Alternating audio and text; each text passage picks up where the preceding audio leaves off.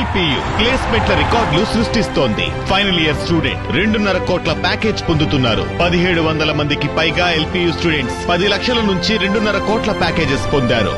విద్యా విప్లవం ప్రారంభమైంది లవ్లీ ప్రొఫెషనల్ యూనివర్సిటీలో. ఆడబిడ్డ నిధి అమలు చేయాలంటే రాష్ట్రాన్ని అమ్మేయాలంటూ మంత్రి అచ్చెన్నాయుడు చేసిన వ్యాఖ్యలను వైఎస్ఆర్సీపీ మహిళా విభాగం నేతలు తప్పుబట్టారు.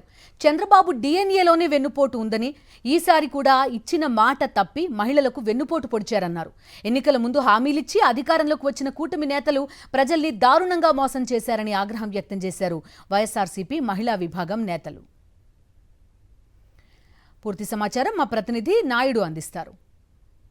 ఆడబిడ్డ నిధి పథకం అమలు చేయాలంటే రాష్ట్రాన్ని అమ్ముకోవాల్సి వస్తుందన్న మంత్రి అచ్చెన్నాయుడు మాటలపై వైఎస్ఆర్సీపీ మహిళా నేతలు మండిపడుతున్నారు. ఇచ్చిన మాట ప్రకారం ఆ పథకాన్ని అమలు చేయాలని డిమాండ్ చేస్తున్నారు. మంత్రి మాటలపై మనతో మాట్లాడడానికి మహిళా నేతలు ఉన్నారు. మేడం, అచ్చెన్నాయుడు మాటలు ఏ విధంగా చూస్తారు? నేను అచ్చెన్నాయుడు గారు మాట్లాడుతూ ఉన్నారు, ఆడబిడ్డ నిధి ఇవ్వాలంటే మేము రాష్ట్రాన్ని అమ్మేయాలి అని చెప్పి. ఈ రోజు మేము అచ్చెన్నాయుడు గారిని అడుగుతా ఉన్నాం, చంద్రబాబు నాయుడు గారిని, కూటమి ప్రభుత్వాన్ని కూడా మేము ప్రశ్నిస్తూ ఉన్నాం. మీరు రాష్ట్రాన్ని పరిపాలిస్తూ పదవులను అనుభవిస్తూ మీ కార్యకర్తలను కోటీశ్వరులుగా చేయాలనే ఒకే లక్ష్యంతో ఈ ప్రభుత్వం ముందుకెళ్తుంది. అబద్ధాలు ఆడి ఈ రోజు గద్దెనెక్కి ఈ రోజు రాష్ట్రాన్ని అమ్మేయాలని అంటున్నటువంటి అచ్చెన్నాయుడు గారికి మేము ఈరోజు హెచ్చరిక చేస్తున్నాం. మీకు త్వరలోనే మీ ప్రభుత్వానికి మీకు బుద్ధి చెప్పే పరిస్థితి దగ్గరలోనే ఉంది. మాట తప్పని మడమ తిప్పని నాయకుడు ఎవరైనా ఉన్నారన్నా, పార్టీ ఏదైనా ఉన్నదంటే అది ఒక్కటే, వైఎస్ జగన్మోహన్ రెడ్డి గారు, వైఎస్ఆర్ కాంగ్రెస్ పార్టీ. మరి చంద్రబాబు నాయుడు గారు ఒక మాట అయితే అన్నారు, ముసలమ్మ కూడా బటన్ నొక్కేస్తే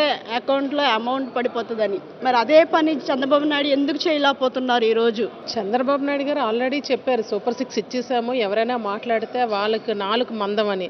ఈరోజు అచ్చెన్నాయుడు గారు 4 మందం అని అనా, లేకపోతే వాళ్ళ నాయకుడు తప్పు మాట్లాడేసరి వెనకేసుకొస్తూ ఆడబిడ్డ నిధి ఇస్తే ఈరోజు రాష్ట్రం అప్పుల పాలు అవుతుంది అనేటప్పుడు పవన్ కళ్యాణ్ గారు స్పందించారు. ఎందుకంటే ఆయన కుర్చీ పట్టుకుంటారు, ఆయన రెడ్ బుక్ పట్టుకుంటారు, లోకేష్ గారు రెడ్ బుక్ పట్టుకుంటారు, చంద్రబాబు నాయుడు గారు ఎలాగైనా మెలికలు పెట్టి నా కొడుకుని సీఎం చేయాలనుకుంటారు. అంటే ఎంతసేపు అధికార దాహం తప్పించి ప్రజలకి చేయాలని కానీ, ప్రజల మంచి కోసం కానీ ఒక్క నాయకుడు కూడా లేడని ఈ రోజు కూటమి పాలనకి మోసపోయిన మహిళలు అందరూ కూడా ఎప్పుడు ఎలక్షన్ పెడితే బుద్ధి వస్తుంది, బుద్ధి వచ్చేలా చెప్దామని చూస్తున్నారు. సూపర్ 6 అమలు చేస్తామని చెప్పారు, అవి చేయలేకపోయారు. ఈరోజు ఆడబిడ్డ నిధి అన్నారు. ఆ నిధి అనేది అలవి కాని హామీలు ఎలా ఇస్తారండి? ఎలా ఏదైనా ఇచ్చి మనం అధికారం చేజిక్కించుకోవాలనేది వెన్నుపోటు విద్య. చంద్రబాబు నాయుడు గారికి వెన్నతో పెట్టిన విద్య. కూటమి ప్రభుత్వం వచ్చిన తర్వాత ప్రతిదీ కూడా బాబు షూరిటీ మోసం గ్యారంటీ కిందే అవుతుంది. చంద్రబాబు నాయుడు గారు ప్రచారంలోనే ఏమన్నారు, ఆడబిడ్డ నిధి కింద 1500 రూపాయలు ఇస్తాను ప్రతి నెల అని చెప్పారు. దీని ప్రకారం ప్రతి ఒక్కరికి కూడా ఇప్పటికీ ఈ 13 నెలల కాలం పాటు 34,400 కోట్లు రావాల్సి ఉంది. దీని అంతటికీ కూడా ఎగనామం పలికేశారు. అచ్చెన్నాయుడు గారు అంటున్నారు, ఇప్పుడు ఈ డబ్బులన్నీ ఇవ్వాల్సి వస్తే కనుక ఆంధ్రప్రదేశ్ని అమ్ముకోవాల్సి ఉంటుందంట. ముందు క్యాన్వసింగ్ టైంలో ఒక మాటను, గద్దెకెక్కిన తర్వాత ఒక మాట చెప్తున్నారు.